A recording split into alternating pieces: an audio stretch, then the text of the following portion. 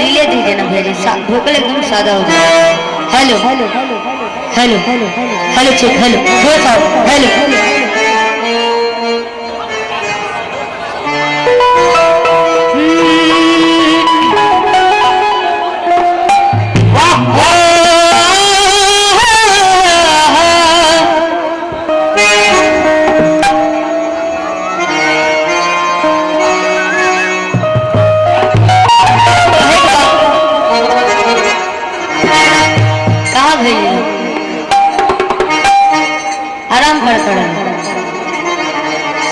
चली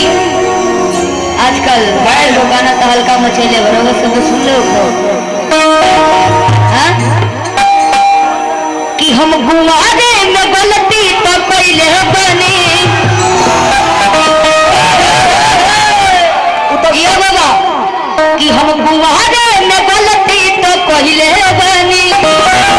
कि बाकी तेरी गंगा न होइले बनी।